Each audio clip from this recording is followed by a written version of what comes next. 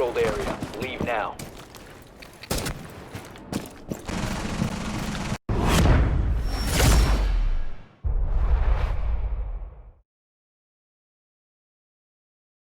Yo, what's going on guys? My name is Squills, and today I'm going to be helping you to achieve amazing aim in Rainbow Six Siege.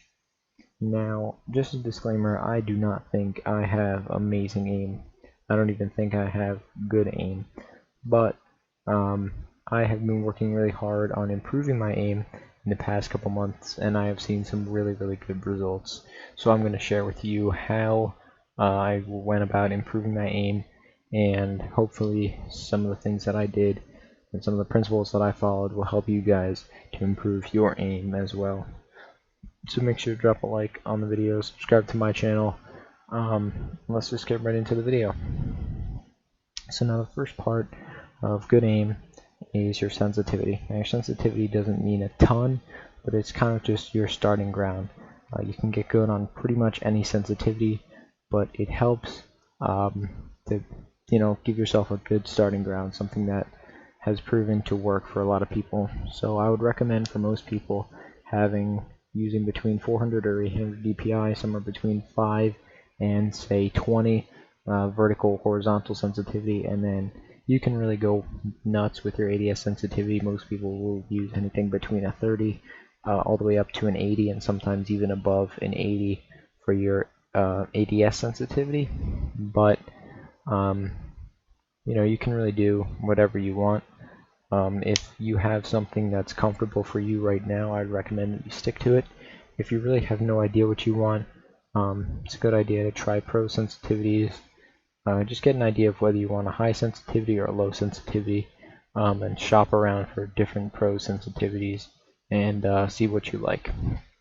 But really, once you find something that you feel kind of comfortable with, just stick to it and start working on it from there. You don't really need to change your sensitivity that much, because what really matters in getting good aim is what you do to improve your aim. So that's what I'm going to get into next. So another thing that I want to mention, and this is a pretty underrated aspect of aim, but I think one of the really important things that I added to my routine, we'll call it, that has helped me is doing hand stretches. So every time I get on my computer and I want to play games or improve my aim, I always make sure to do hand stretches in my mouse hand. So that includes some basic stuff like just holding your hand out, putting your palm back, so like you're putting your palm facing forward, and then just taking your other hand and putting it on top of your fingers and pulling back. So you're just pulling your palm back towards you, and that'll give you a stretch in your wrist. And then going the other way, putting your palm down so that your palm is facing towards you, grabbing those fingers and pulling them back. Basic stuff like that, making a fist and then stretching your hand out wide, doing that a couple times just to get your hand nice and loose and stretched out. It really helps if you're doing something or you're not doing anything before that. If you're just relaxing, your hand can get really stiff, and that's not something. Your hand, arm, and wrist, all that stuff can get really stiff, and this helps prolong the health of your hand, prevent injuries, and also to get you in your best shape before you play. So keep that in mind. There's plenty of videos that you can look up to get even more advanced hand stretches, but just the basic stuff really helps. Another thing is to make sure you are at a good temperature. If you're too hot, you're going to end up sweating, and that doesn't really help with your mouse grip, and also your arm gliding across your mouse pad or your table. And if it's too cold, your hand is going to be stiff even if you do stretch it, and your aim will not be as consistent or as smooth as you would like it to be. So make sure that you are at a good temperature and your hand is at a good temperature. There are plenty of ways to solve it. I'm not really going to get into it. Just make sure you're at a comfortable temperature and your hand is nice and stretched out and loose. Moving on to aim trainers. Now, aim trainers are a big part of how I worked on improving my aim and how I trained my aim, and also how I warmed up. So I would heavily recommend getting an aim trainer, whether that's Kovacs, which in my opinion is the best aim trainer out there. It's $10, but it is worth every single penny. There are some free ones out there that are also really good, but I don't know as much about, so I'm just going to go ahead and recommend Kovacs, but there are definitely other ones out there. So a lot of people think that an aim trainer is not as effective in training your aim as just playing the actual game, in this case Rainbow Six. But my argument is that you are training the action and the motion of aiming, moving your mouse, so much more efficiently with an aim trainer. For example, if you want to train your flicks, you can train hundreds of flicks per minute with an aim trainer that will give you targets to flick on. Whereas in THunt, you can get probably not even half of what you could do in an aim trainer, just because there is downtime between when you are faced with targets you have to aim on. So an aim trainer will definitely make your time more efficient. If you spend half an hour playing Kovacs, you will get so much more aim practice out of it than playing half hour of THunt in terms of just raw aim. So definitely aim trainers are something that has helped me, and I think, just logically thinking about it, aim trainers are definitely more effective and more efficient than playing THunt. But THunt has its use, which we'll get into. But the way you use an aim trainer is very important. So at least with Kovacs, I'm going to link in the description a document from a community called the Sparky Aim Discord. They're a community of people dedicated to helping people use aim trainers, namely Kovacs, the most efficiently. So they have created a document that basically gives you a really good training regimen in different exercises that help specialize for each game. So I've used the Rainbow Six one. It helps me a ton. So I've pulled a lot of the exercises from there, different variants of the exercises from there, and some of the exercises that I've found on my own. And I've put that into my own specialized kind of aim routine that I've done for about a half hour, pretty much every day. And that's really how I improved. So things like that, like getting good, don't just use the generic exercises. Tile Frenzy, Ascended Tracking, 1-6 target CE, they have their place, but a lot of them will not help you that much for Siege. Get really good exercises. I highly recommend, again, using that routine that the Sparky Aim Discord gives you as a starting point, and just do that consistently. Give yourself a certain amount of time, create a playlist, give yourself a certain amount of time every day to train that, and if you do it consistently, you will definitely see an improvement in your aim from using those aim trainers. Another thing that's really good that you can do with these aim trainers is to find your weakness. The best way to find your weakness is in Kovacs. It gives you the median score, which is the average player's score when they play a certain exercise. So I would play a target switch or a flicking exercise, measure your score against the median score. So if it's a little bit higher, then your flicking is a little bit better than the average person. Let's say for your tracking, your score is a little bit below the median, then I would say your tracking is a little bit below the average person's, and your tracking is definitely a weaker aspect of your aim compared to your flicking. And your tracking might require a little bit more attention when you're training, so make sure you pay attention to that. It's a really great way to find what you're good at and what you're not so good at when it comes to aiming. So now, on to the actual game itself, Rainbow Six. We're going to be talking about how to best utilize THunt to your advantage when you're improving your aim. So as I've just discussed, aim trainers are the most efficient way to train your aim. So where does THunt come in this whole equation? Well, THunt brings in all of Rainbow Six Siege's unique mechanics.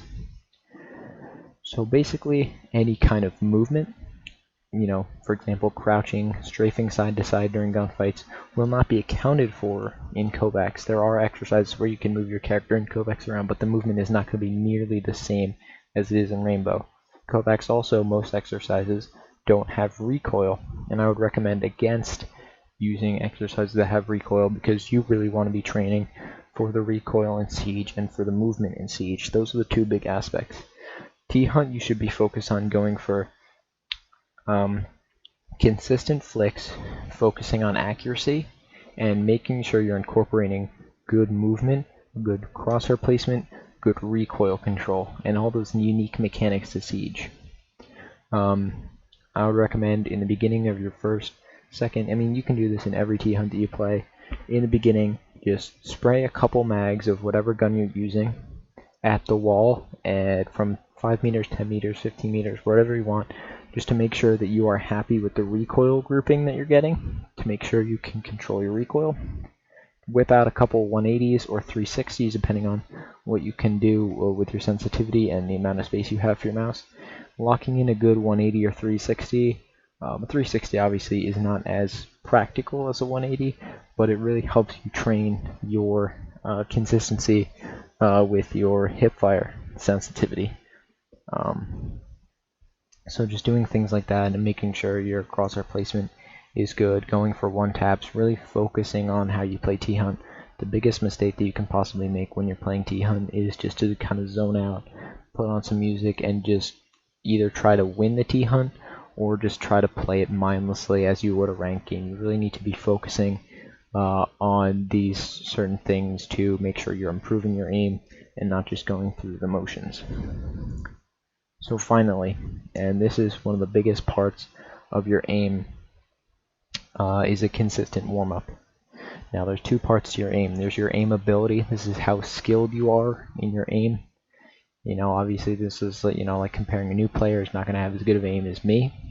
But, you know, your aim is like a range. You have the worst that you can be on any given day when you're cold and you're not warmed up.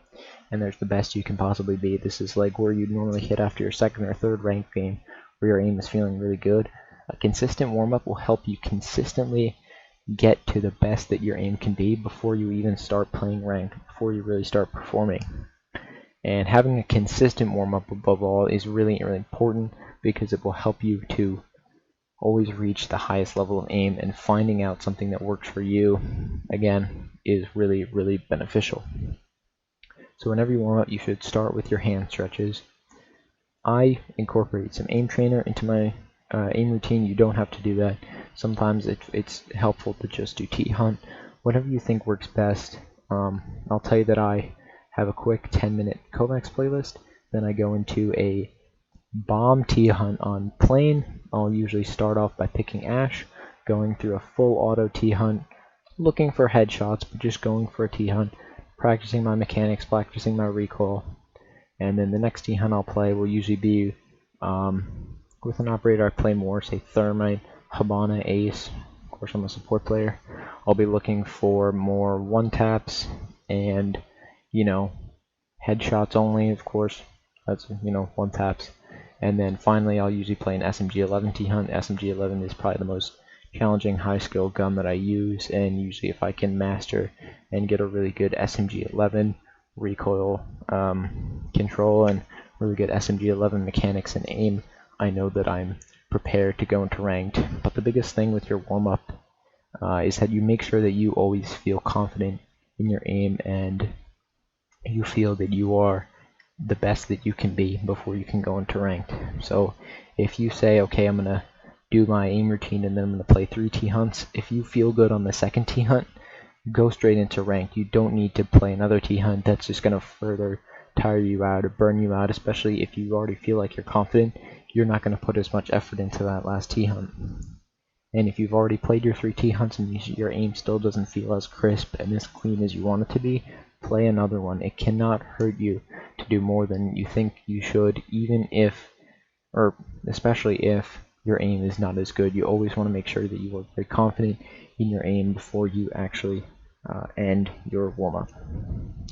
So that's about all I have to say right now. I will probably make another video on the specifics of how you should warm up and how you find your ideal warm-up in the future, especially if this gets enough likes. So if you want to see that, make sure you hit that like button. Other than that, follow my Twitch. I stream quite a bit, pretty much any time I'm playing the game. I am most likely streaming on Twitch, so that's twitch.tv/squillsr6. I look forward to seeing you guys there. Other than that, good luck training your aim. So I hope that you guys enjoyed this video, and I'll see y'all in the next one. Peace.